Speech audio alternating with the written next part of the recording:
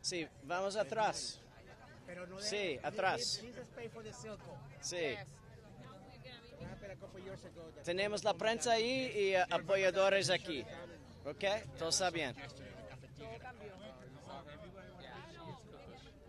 It's okay. Lo importante es que dejemos este espacio.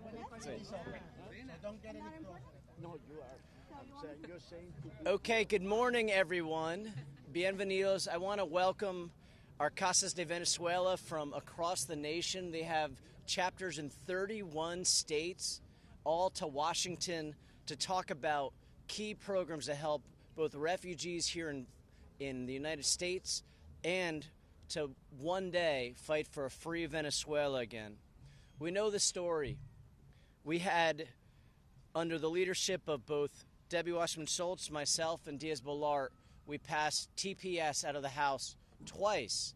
And upon the election of President Biden in 2021, he approved Venezuela TPS. That's worthy of an applause, I believe.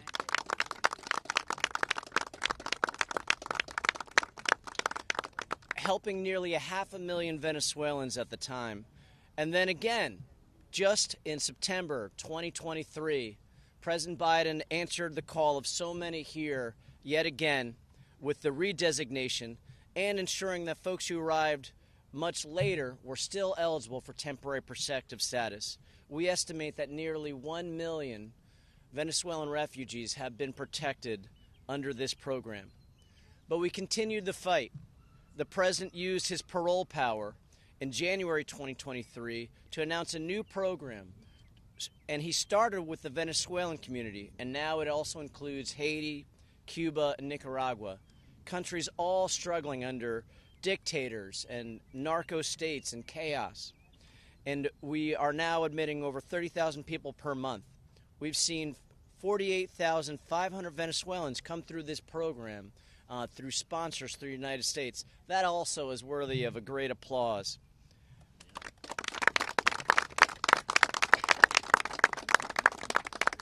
But these programs are under threat. We've seen in the Senate attempts to try to pull back the president's executive authority under immigration, even attacks in our home state of Florida. And so we're going to continue to work to support these programs. In addition, we've worked on issues related to the budget that we'll hear a little more about because we have a former and soon-to-be cardinal again here in Debbie Wasserman Schultz. We also saw the Verdad Act pass, which is targeting sanctions, providing humanitarian relief, and disrupting drug trafficking in Venezuela. And then also we have filed the Venezuelan Adjustment Act to allow for a pathway for legal residents for those with TPS and those with the parole program. In addition, we work with the Biden administration on work permits to lower them from 90 to 30-day wait times. So many folks want to come here to work and pursue the American dream, and we want to make sure they have that opportunity. But we know that the elections in Venezuela have so far been conducted in extreme bad faith by dictator Maduro. We saw major presidential candidates like Machado and others who were held back from being able to run. So we know we've had progress, but much more work to do. Brevemente en español, yo quiero decir bienvenidos a todas nuestras casas de Venezuela aquí en Washington. Nosotros tenemos mucho progreso, pero mucho más para hacer. En 2021, nosotros luchamos con Debbie Wasserman Schultz, aquí representante Schultz, y Diaz-Balart para pasar TPS 2 veces en el Congreso, en la Cámara. Y finalmente, con la elección de presidente Biden, él aprueba TPS finalmente. Y después, él hace una expansión de este en 2023. Este incluye casi 1 millón venezolanos refugiados aquí en los Estados Unidos de estas acciones del presidente Biden y sus alianzas. También él crea el programa de parole que ayuda a americanos para endorsar y traer venezolanos de este país. Y nosotros vemos casi 50,000 venezolanos quien llegaran en ese programa. Este incluye ahora Haití, Cuba, Nicaragua también. Y nosotros tenemos otros logros en el presupuesto y en ley, y nosotros necesitamos continuar para luchar porque hay un riesgo para terminación de esos programas de TPS y parol. Hay muchas personas que han estado criticando de en el Senado y en nuestro estado de Florida, desafortunadamente. También nosotros tenemos cambios de asilo para bajar el tiempo para tener una autoridad para trabajar. Es muy importante porque muchos de nuestros venezolanos llegando aquí quieren para trabajar y tener el sueño americano. Pero nosotros sabemos, nosotros tenemos mucho más trabajo para hacer. Esta elección en ese momento no es justo. Hay candidatos como Machado y otros quien era prohibido para correr y nosotros necesitamos continuar este movimiento, esta lucha, hasta nosotros tenemos una Venezuela libre. Y gracias a todos para asistir. And now I'd like to introduce our champion, both in policy and the budget, Representative Debbie Wasserman Schultz, who also, like me, has a thriving Venezuelan community in her district. Debbie, thank you for your leadership, and the floor is yours. Let's give her Thank you so much. Thank you so much to my colleague Darren Soto, who really, he and I have been attached at the hip together, fighting side by side, along with a number of other colleagues in Florida and across the country, to make sure that we can help restore democracy to Venezuela and rid Venezuela of the scourge of Maduro and what he's perpetrated against his people for far too many years. I'm grateful to have a chance to stand alongside our Venezuelan American leaders from across the country. I am so proud that you've come together. It is to watch your growing organization and the ability for you to mobilize such an incredible, each year when we come together here, this group grows larger, and you know, it's a testament to the Venezuelan American community, so committed to making sure that we can restore democracy, work together.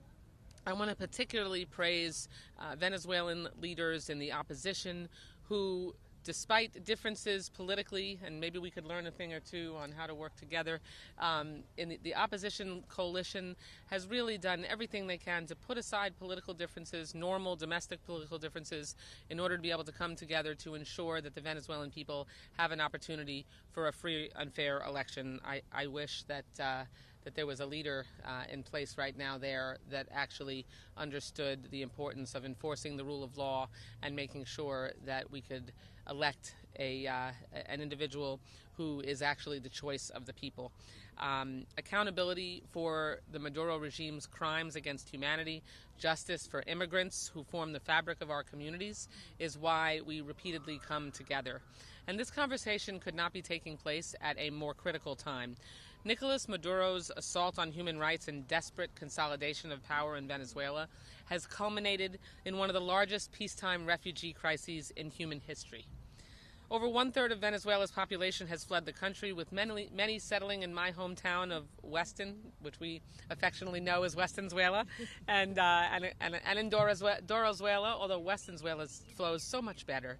And across, no offense to the Doralites, and across South Florida as well. With Maduro consolidating power and cracking down on the opposition, a fraudulent presidential election in 2024 and continued tyranny really seems all but inevitable.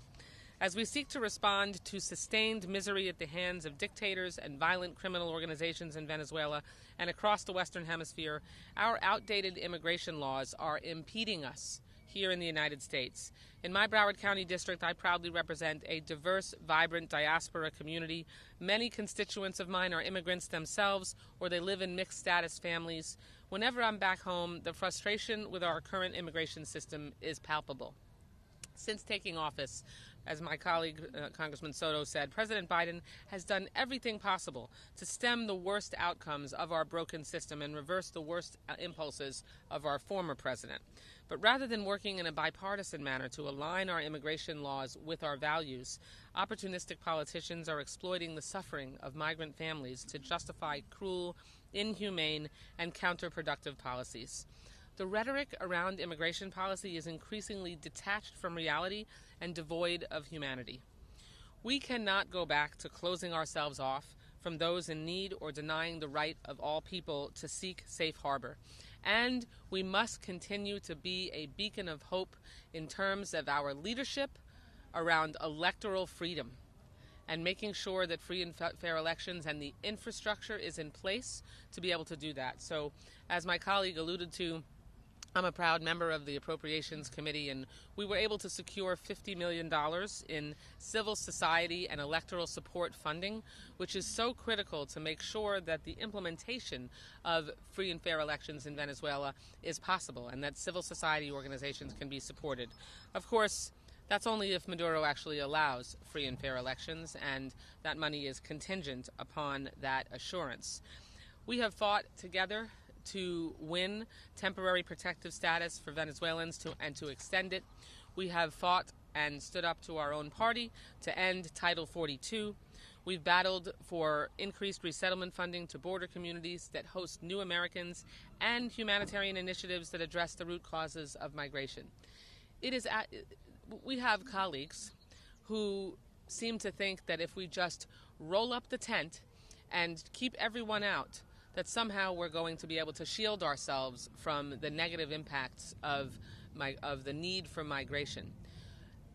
Nothing could be further from the truth. On the contrary, all of the constituents that I have that fled Venezuela or any of their countries where they felt oppression, they have all said to me that they would not have left if not for the oppressive conditions that existed, that they all would like, nearly all of them, in spite of establishing themselves here in the United States, yearn to be able to go back, or at least have an opportunity to go back and have a real established presence in their country of origin.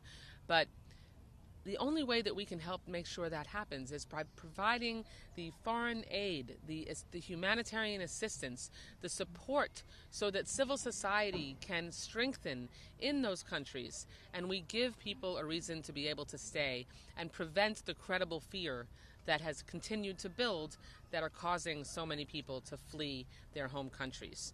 And so we have to make sure that we continue to stand by our immigrant families to ensure particularly that Venezuelans in Florida and across the country have fair access to work permits and legal status so they can live without fear.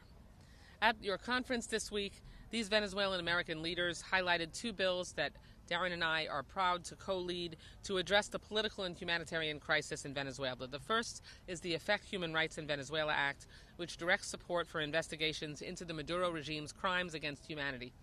The second is the Voice Act, which slaps sanctions on regime cronies responsible for banning opposition leader Maria Corina Machado's presidential candidacy.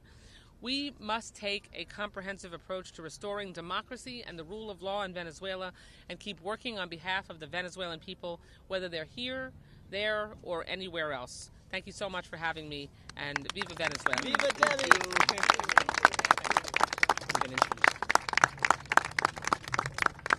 Next, we're joined by my maestro, my dear and long friend, William Diaz, who has been a champion since the beginning in the Casa de Venezuela in Orlando, a very active chapter. I want to thank him for helping me down this road for TPS, for parole, and now other work that we're doing. Maestro William Diaz, the floor is yours, my friend. Thank you, Rep. Soto. Certainly, Rep. Soto has been an excellent student, that he's doing better than the teacher. So thank you, and thank you, Rep. Wasserman Schultz, for being with us today and always, as you have been doing that for a long time. I'm glad I'm still standing today. Yes. Yes.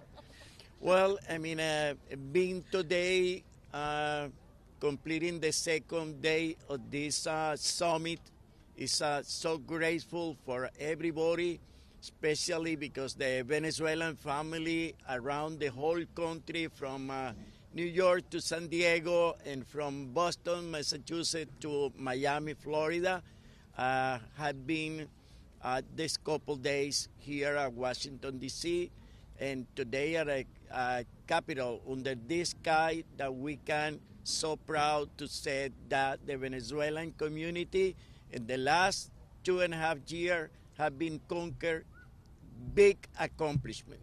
We had a TPS. We asked for extra time for the people to register on the TPS. We asked for extension, redesignation of TPS, we got it.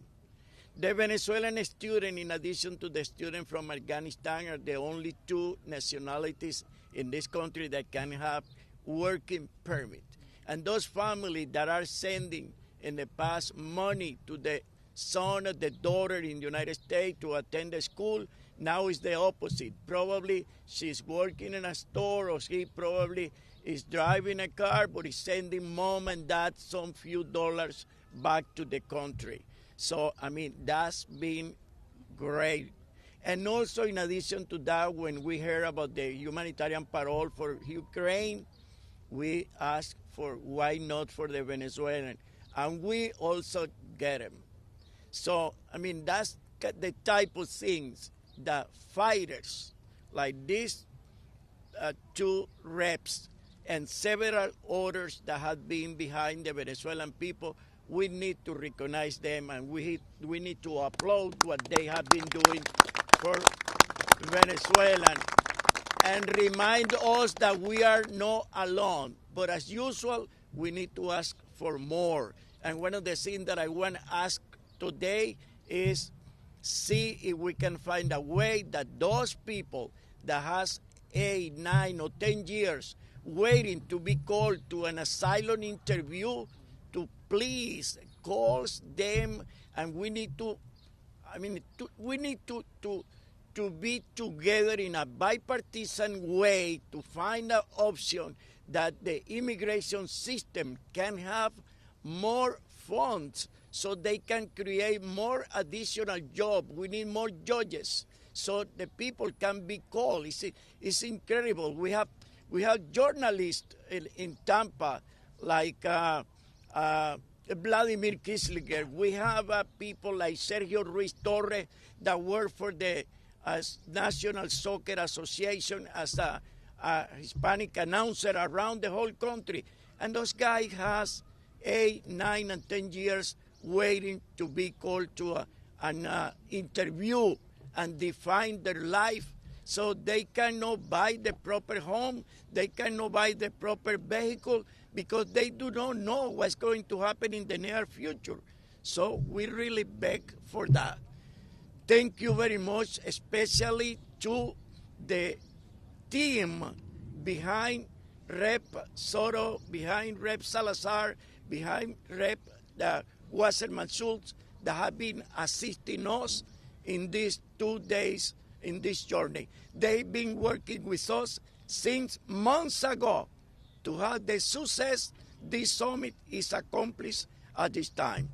Now, I think we got it.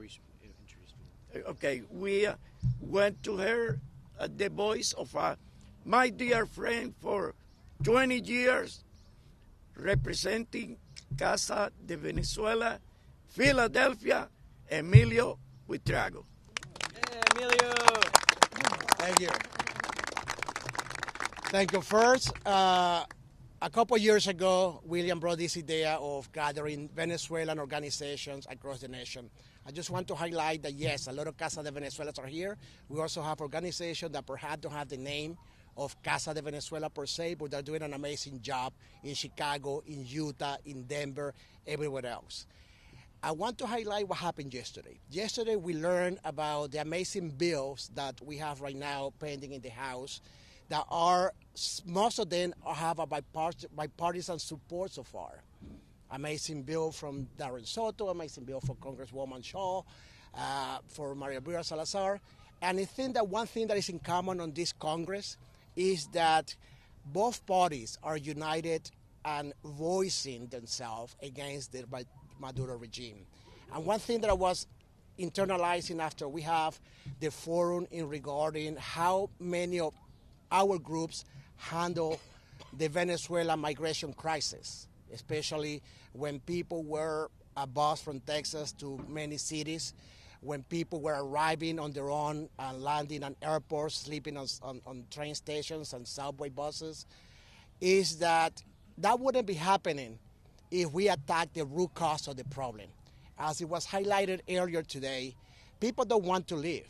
Venezuela was a nation that for many, many, many years welcomed people that came from Europe, welcomed people that came from South America. We all grew up with somebody that was from Portugal, somebody that was from Italy, somebody from Chile. That was what Venezuela. Venezuela was a welcoming nation for people around the world when they have distress and difficulties. Now the Venezuelans are the one fleeing the country. We're talking about more than 8 million that have fled since 2016. Many of them doing that dangerous journey to walk into the Darien Gap, walking through 7 countries, exposing themselves to crime that I cannot even describe that I heard. And that wouldn't be happening if we have a truly democratic government in Venezuela. And since 1998, that has not happened. I remember, I see my dear friend Cristal Montañez here. We were here 22 years ago in front of the Organization American State, dropping signatures to denounce the Chavez regime back then. We have been doing this job for more than 20 years, denouncing to the world the Chavez and now the Maduro regime. We wouldn't be talking about bills. We wouldn't be talking about, pushing and kindly asking the Biden administration for TPS or humanitarian parole if the root cause of the problem wasn't there. And I guarantee when it's a change of regime in Venezuela and when Maduro is finally gone, many of us are going to go back to Venezuela to rebuild our nation and make it an amazing country as it was in the past. So I applaud the support that we have received from the Biden administration, and basically many other people from other countries are asking us how you guys are doing it, how Venezuelans are getting TPS, how you guys are getting, humanitarian parole, how you guys are getting, extension for students. It's because we're asking for it. If you don't ask for it, it's not going to happen. So as an organization, as a community, we're coming together today, but we have been working together for the past 4 or 5 years, pushing for ways to benefit those Venezuelans arriving to this amazing and wonderful nation that we call our home, but also supporting those that we left behind in Venezuela. So thank you so much, Congresswoman Wasserman Schultz, Congressman Soto, and every legislator that has supported the Venezuelan people here in the United States and back home. Thank you. Thank you, Emilio. Great. Good.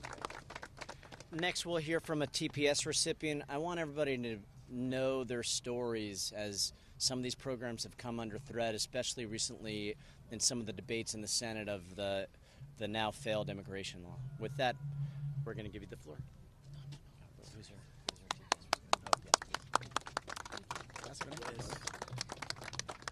Good morning.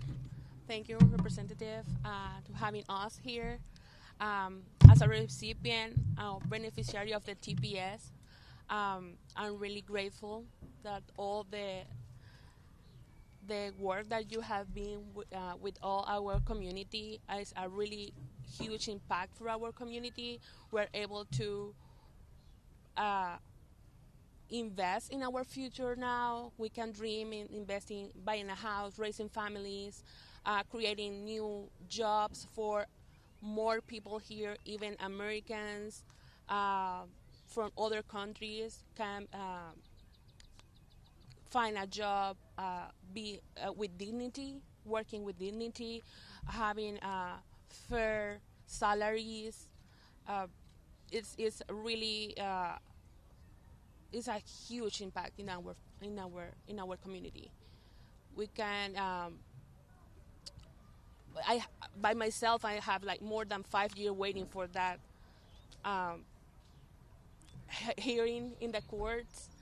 That we don't know when that's gonna happen.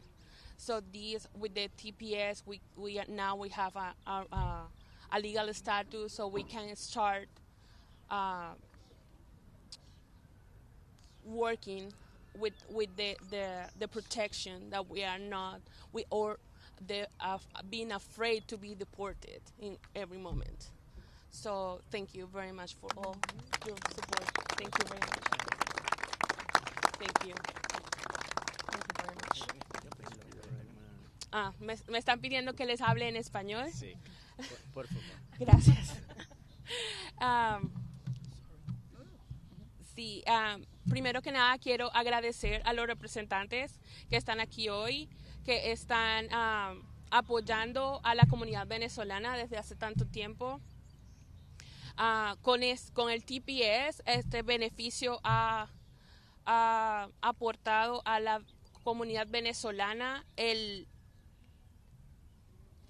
derecho a estar aquí temporalmente, pero podemos hacer crecer a nuestra familia, podemos crear nuevos espacios de trabajo, podemos estudiar, podemos sembrar nuestro futuro en este país, sumarnos al aparato productivo y para ser agradecidos a este país que nos recibió y así ayudar a otras comunidades que están también con nosotros, inspirarlos a que también pueden acercarse a las autoridades y a solicitar estos beneficios para el bien de este país. Thank you. Thank you. Thank you for your story. Gracias por su historia. With that, I want to thank once again our friends from Casas de Venezuela across the nation for being here. We hear your voices, and we're ready to continue to fight for a free Venezuela. And with that, we're going to take a few questions. Questions, anybody? Okay.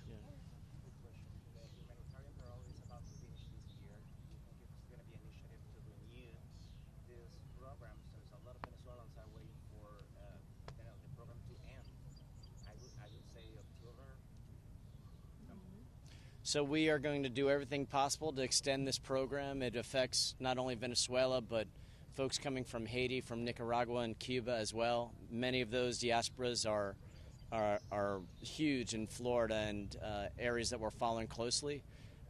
We also are in an election year, right? And these were programs approved by President Biden, and so some of it will be up to the American people as well.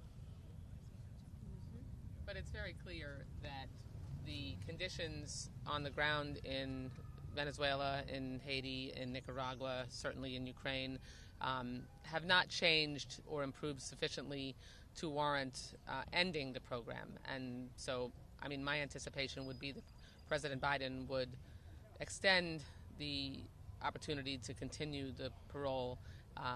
But as my colleague said, elections have consequences. So there are certainly people who care about this that should be paying attention to who is in office prior to the expiration of that parole program. The opposition wins elections. Even if the opposition wins elections, I mean, It'll be up to the new. It would be up to the new president if that were to happen. Yeah. Okay. Thank you so much. Well, Thank you.